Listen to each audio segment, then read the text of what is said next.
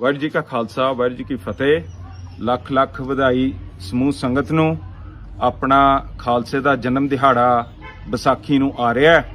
आप सब नूं बेनती करन वास्ते ये वीडियो बना रहे हैं कि अति जरूरी है आपां तख्त दमदमा साहब इकट्ठे होइए, उत्थे आपां आपस च विचार करिए ते पंथ दी दिशा दे उत्ते आपां आपस दे विच सलाह करिए। जिहड़ी सिੱਖੀ है ਉਹ जिथे मनुख नूं रब नाल जोड़दी है, उत्थे उन्हां ने सिੱਖੀ ने बहुत सारियां समाजिक जिहड़ियां कुड़ैतां सी उहदे बरखिलाफ जंग भी लड़ी है। जिहड़ी सब तो मुख ते पुरातन जंग लड़ी है ਉਹ लड़ी हैगी है मनुवाद के बरखिलाफ, जिहड़ा मनुखता नूं जात पात च वंड के जिहड़ी जिन्हों आपां कहंदे हैगे आ मनु धर्म स्मृति, जिन्हों आपां कहंदे आ मानस धर्म स्मृति, जिन्हों मनु स्मृति कहंदे आ, ये जिहड़ी कुड़ैत सी इसने हरेक वर्ग नूं वखरा वखरा कीता होया सी और इहदियां हदायतां इन्नियां सख्त सीगियां कि जिहड़ा जिन्हों ये कहने हैं शूदर, ਉਹਦੇ बारे इन्नी माड़ी सोच रखी सी।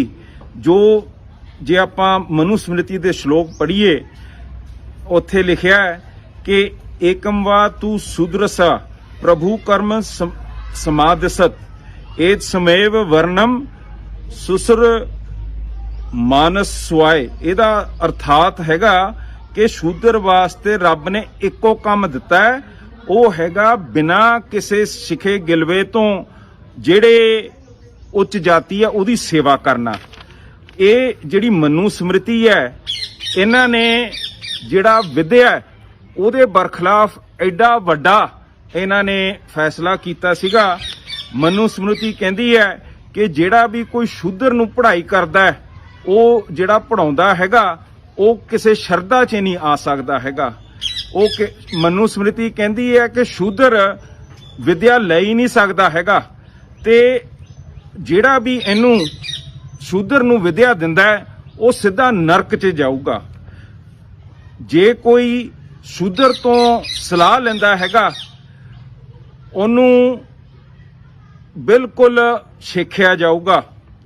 ਜਿਹੜਾ ਉਹਨੂੰ ਕਾਨੂੰਨ ਸਿਖਾਉਂਦਾ ਹੈਗਾ ਉਹ ਫੇਰ ਜਾਊਗਾ असंवरता दे विच, नरक दे विच।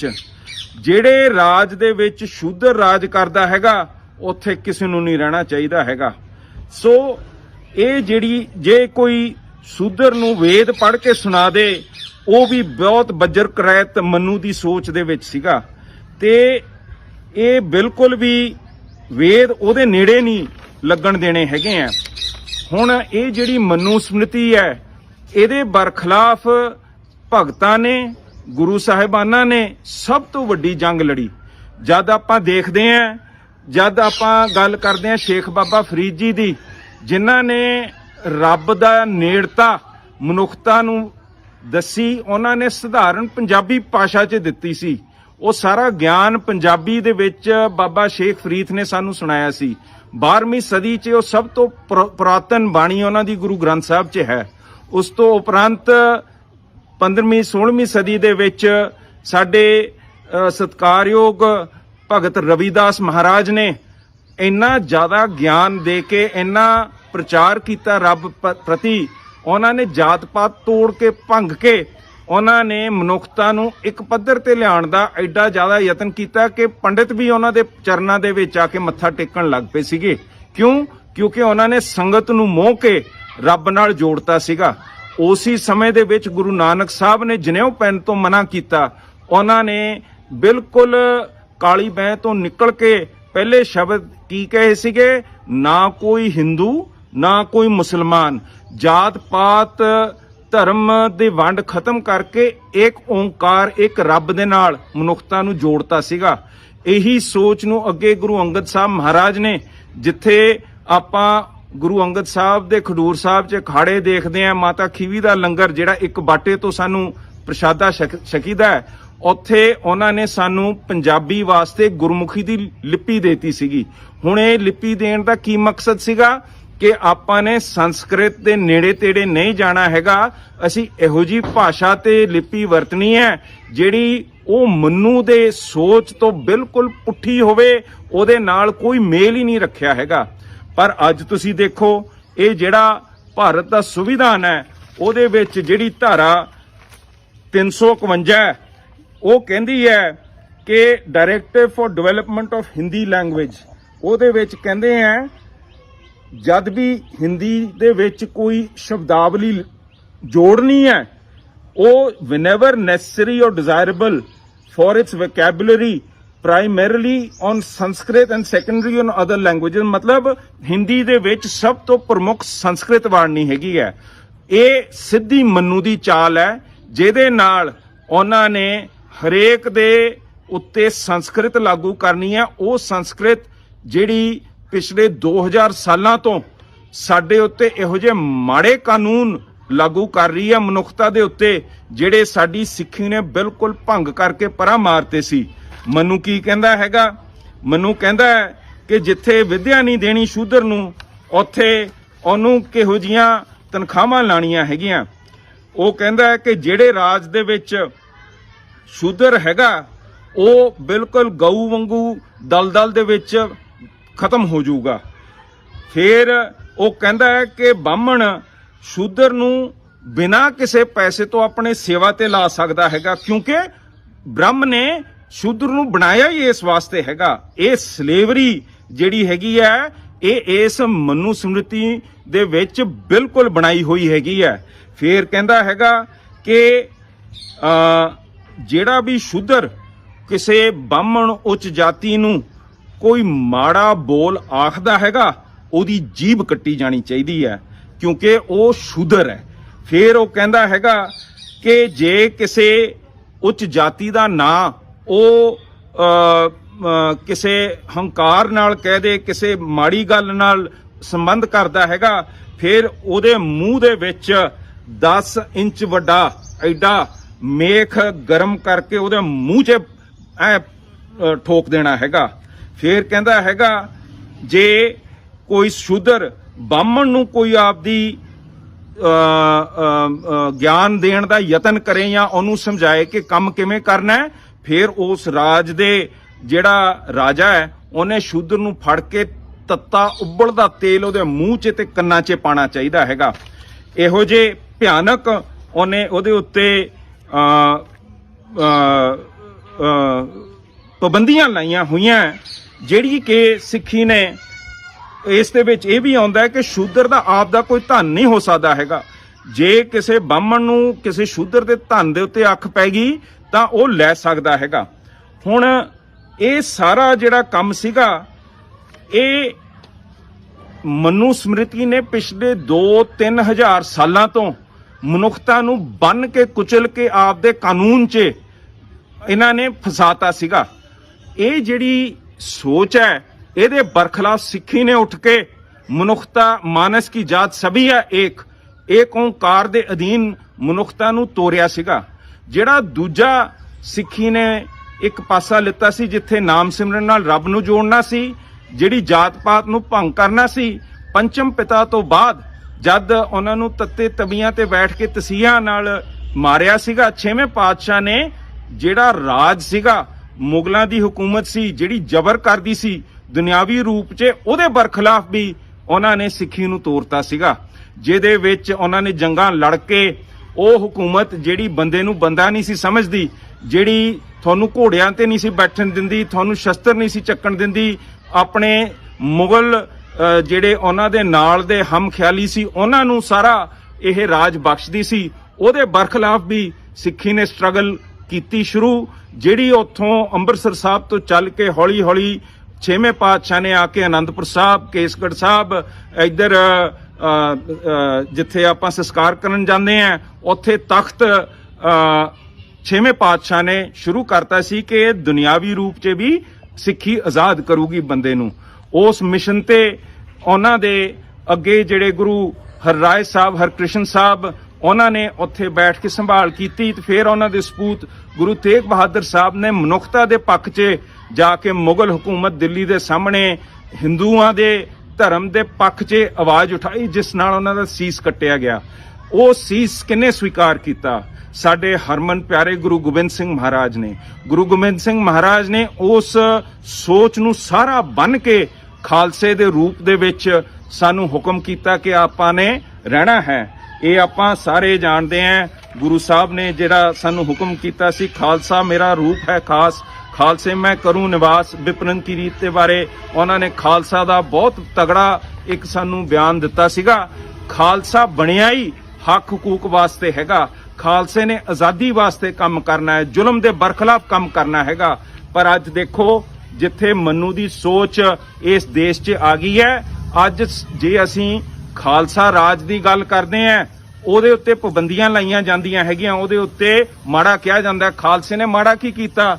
ਜਿਹੜੇ ਖਾਲਸੇ ਨੇ ਉੱਠ ਕੇ ਇੱਕ ਮੁਗਲ ਹਕੂਮਤ ਦੇ ਬਰਖਲਾਫ ਜੰਗਾਂ ਲੜੀਆਂ, ਉਸ 'ਚ ਤੁਸੀਂ ਦੇਖੋ ਜਿਹੜੇ ਹਿੰਦੂ ਰਾਜੇ ਸੀਗੇ ਉਹ ਜਾ ਕੇ ਆਪਣੇ ਲੰਗਰ ਦੇ ਵਿੱਚ ਬੈਠਣ ਤੋਂ ਇਨਕਾਰ ਕਰਦੇ ਕਿ ਅਸੀਂ ਨੀਚ ਜਾਤ ਦੇ ਨਾਲ ਕੋਈ ਸੰਬੰਧ ਨਹੀਂ ਰੱਖਣਾ। ਹਿੰਦੂਆਂ ਨੇ ਉਸ ਸਮੇਂ ਮੁਗਲਾਂ ਦੇ ਨਾਲ ਆਪਣਾ ਹੱਥ ਮਿਲਾ ਕੇ ਸਾਡੇ ਗੁਰੂ ਸਾਹਿਬਾਨਾਂ ਦੇ ਉੱਤੇ ਹਮਲੇ ਕੀਤੇ। ਅਨੰਦਪੁਰ ਸਾਹਿਬ ਤੋਂ ਹਮਲੇ ਕਰਕੇ ਚਮਕੌਰ ਸਾਹਿਬ 'ਚ 2 ਸਪੂਤ ਜੰਗ ਲੜਦੇ ਆਪਦੇ ਪਿਤਾ ਨੇ ਆਪਦੇ ਗੁਰੂ ਨੂੰ ਉੱਥੋਂ ਕੱਢਣ ਵਾਸਤੇ ਉਹਨਾਂ ਦੀ ਸ਼ਹਾਦਤ ਹੋ ਗਈ। ਉਸ ਤੋਂ ਬਾਅਦ ਤੁਸੀਂ ਦੇਖੋ ਕਿ ਜਿੱਥੇ ਫਤਿਹਗੜ੍ਹ ਸਾਹਿਬ ਦੀ ਧਰਤੀ ਤੇ ਮਾਤਾ ਜੀ ਤੇ 2 ਛੋਟੇ ਸਾਹਿਬਜ਼ਾਦੇ ਉਹਨਾਂ ਨੇ ਗਵਾਤੇ, ਤੇ ਜੇ ਗੁਰੂ ਸਾਹਿਬ ਨੇ ਫੇਰ ਜਾ ਕੇ ਜਿੱਥੇ ਆਪਾਂ ਵਿਸਾਖੀ ਮਨਾਉਣ ਜਾ ਰਹੇ ਹਾਂ, ਉੱਥੇ ਜਾ ਕੇ ਦਮਦਮਾ ਸਾਹਿਬ ਤੇ ਖੜ ਕੇ ਲੋਕਾਂ ਨੇ ਪੁੱਛਿਆ ਕਿ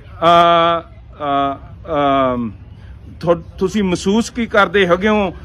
ਤੁਹਾਡੇ ਸਾਹਿਬਜ਼ਾਦੇ ਸਾਰੇ ਤੁਸੀਂ ਗਵਾਤੇ।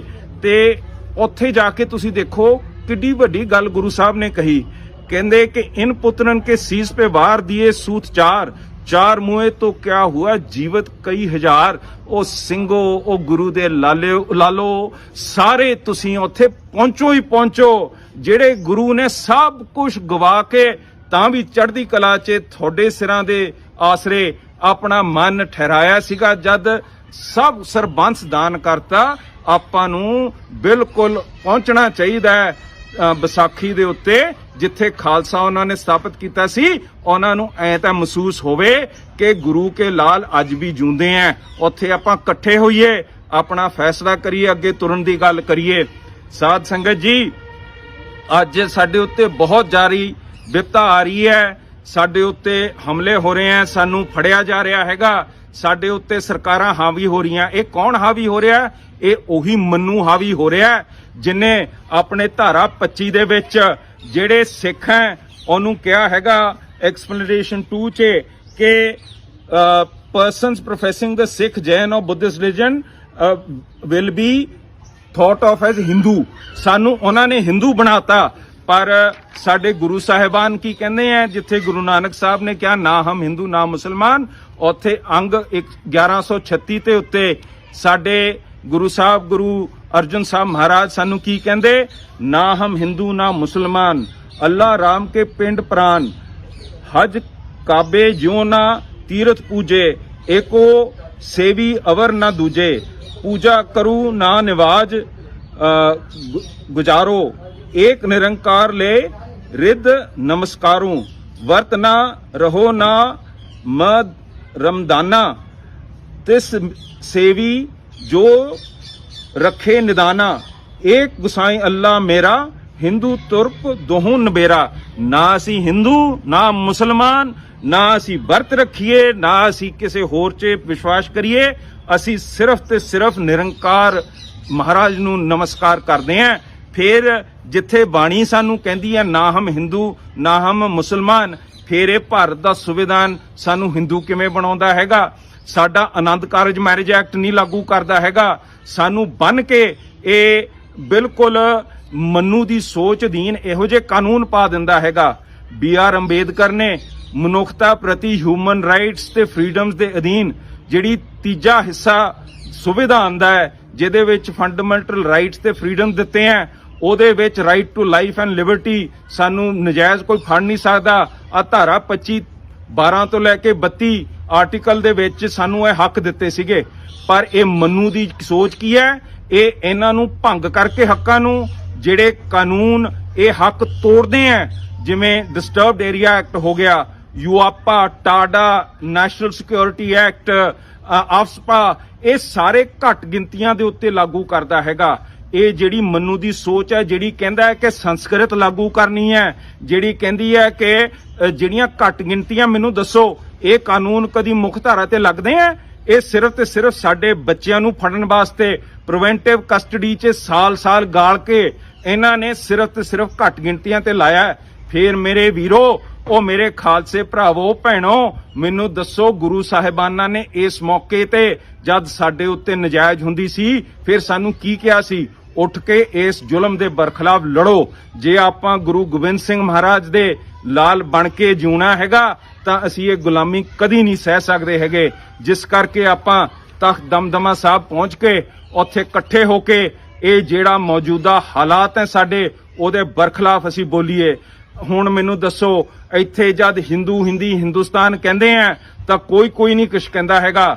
ਜੇ ਆਪਾਂ ਗੁਰੂ ਗੋਬਿੰਦ ਸਿੰਘ ਮਹਾਰਾਜ ਜਿਨ੍ਹਾਂ ਜਾਤ ਪਾਤ ਤੋਂ ਛੁਟਕਾਰਾ ਦਿਵਾਇਆ, ਜਿਹੜੀਆਂ ਹਕੂਮਤਾਂ ਸਾਨੂੰ ਮਨੁੱਖਤਾ ਅਧੀਨ ਜ਼ੁਲਮ ਕਰਦੀਆਂ ਸੀਗੀਆਂ, ਉਹਨਾਂ ਦੇ ਬਰਖਲਾਫ ਜੰਗਾਂ ਲੜ ਕੇ ਇੱਕ ਖਾਲਸਾ ਰਾਜ ਸਥਾਪਿਤ ਯਤਨ ਕੀਤਾ, ਜੋ ਕਿ ਬਾਬਾ ਬੰਦਾ ਸਿੰਘ ਬਹਾਦਰ ਨੇ ਉਰੇ ਲਾਗੂ ਕੀਤਾ ਸੀਗਾ। ਉਹ ਖਾਲਸਾ ਰਾਜ ਦੇ ਨਾਂ ਤੇ ਆਪਾਂ ਇਕੱਠੇ ਹੁੰਦੇ ਆ, ਉਹ ਖਾਲਿਸਤਾਨ ਤੇ ਆਪਾਂ ਇਕੱਠੇ ਹੁੰਦੇ ਹੈਗੇ ਆ, ਤਾਂ ਉਹ ਮਨੁੱਖਤਾ ਦੇ ਅਧੀਨ ਹੈ। ਸੋ ਮੈਂ ਤੁਹਾਨੂੰ ਬੇਨਤੀ ਕਰਦਾ ਹੈਗਾ ਕਿ ਆਪਾਂ ਨੇ ਇਕੱਠੇ ਹੋ ਕੇ ਵੱਡੇ ਇਕੱਠ 'ਚ ਇਸ ਦੇਸ਼ ਨੂੰ ਸਪਸ਼ਟ ਕਹਿ ਦੇਣਾ ਹੈਗਾ ਕਿ ਅਸੀਂ ਆਪਣੇ ਗੁਰੂਆਂ ਦੀ ਬਾਣੀ, ਉਹਨਾਂ ਦੇ ਸੋਚ ਤੋਂ ਵਾਂਝੇ ਨਹੀਂ। ਅਸੀਂ ਆਪਣੇ ਹੱਕ ਹਕੂਕ ਤੇ ਪਹਿਰਾ ਦੇਣਾ ਹੀ ਦੇਣਾ ਹੈ ਤੇ ਅਸੀਂ ਆਪਣਾ ਅਗਲਾ ਫੈਸਲਾ ਉੱਥੋਂ ਤੋਰੀਏ ਕਿ ਕਿਵੇਂ ਆਪਾਂ ਨੇ ਰਹਿਣਾ ਹੈਗਾ। ਇਸ ਤੋਂ ਬਾਅਦ ਜਲੰਧਰ ਦਾ ਇਲੈਕਸ਼ਨ ਆ ਰਿਹਾ, ਉਹਦੇ ਵਿੱਚ ਆਪਾਂ ਸਪਸ਼ਟ ਰੂਪ 'ਚ ਜਿਹੜਾ ਦੇਸ਼ ਸਾਨੂੰ ਕਹਿੰਦਾ ਹੈ ਕਿ ਤੁਸੀਂ ਹਿੰਦੂ ਹੋ, ਤੁਸੀਂ ਖਾਲਸੇ ਦੇ ਰੂਪ ਦੇ ਵਿੱਚ ਟੈਰਰਿਸਟ ਸਾਨੂੰ ਦਿਖਦੇ ਹੋ, ਤੁਸੀਂ ਖਾਲਿਸਤਾਨ ਨਹੀਂ ਬੋਲ ਸਕਦੇ। ਪਾਰਲੀਮੈਂਟ 'ਚ ਖਾਲਿਸਤਾਨ ਬੋਲਣ ਤੇ ਬੈਨ ਲਾਇਆ ਹੋਇਆ ਜਿਨ੍ਹਾਂ ਨੇ, ਉਹਨਾਂ ਨੂੰ ਸਪਸ਼ਟ ਕਰ ਦੱਸ ਦਈਏ ਕਿ ਅਸੀਂ ਤਾਂ ਖਾਲਸਾ ਗੁਰੂ ਗੋਬਿੰਦ ਸਿੰਘ ਦੇ ਨਾਲ ਪਿਆਰ ਰੱਖਦੇ ਆ, ਜਿਨ੍ਹਾਂ ਸਾਨੂੰ ਸਰਬੰਸ ਦਾਨ ਕਰਕੇ ਉੱਚ ਪਦ ਤੇ ਖੜਾਇਆ ਸੀ, ਜਿਨ੍ਹਾਂ ਨੇ ਸਾਡੇ ਸਿਰਾਂ ਦੇ ਉੱਤੇ ਆਪਣਾ ਮਨ ਚੜ੍ਹਦੀ ਕਲਾ 'ਚ ਰੱਖਿਆ ਸੀਗਾ। ਅਸੀਂ ਉਹਨਾਂ ਦੇ ਨਾਲ ਖੜੇ ਆ, ਨਾ ਕਿ ਤੁਹਾਡੇ ਨਜਾਇਜ਼ ਧਰਮ, ਤੁਹਾਡੇ ਮਨੂ ਧਰਮ, ਤੁਹਾਡੇ ਮਨੁੱਖਤਾ ਦੇ ਬਰਖਲਾਫ ਧਰਮ। ਅਸੀਂ ਮਨੁੱਖਤਾ ਦੇ ਪੱਖ 'ਚ ਆਪਣੇ ਖਾਲਿਸਤਾਨ ਦੇ ਅਧੀਨ ਖੜੇ ਹੈਗੇ ਆ। ਇਸ ਕਰਕੇ ਆਪਾਂ ਨੂੰ ਤਖਤ ਦਮਦਮਾ ਸਾਹਿਬ ਪਹੁੰਚਣਾ ਚਾਹੀਦਾ ਹੈ। ਸੋ ਅਖੀਰ 'ਚ ਮੈਂ ਬੇਨਤੀ ਕਰਦਾ ਕਿ ਜਿਹੜੀ ਸਥਾਨ ਹੈ ਉਹ ਗੁਰੂ ਗੋਬਿੰਦ ਸਿੰਘ ਖਾਲਸਾ ਦੀ ਸਥਾਨ ਤੇ ਆਪਾਂ ਨੇ ਇਕੱਠਾ ਹੋਣਾ ਹੈ।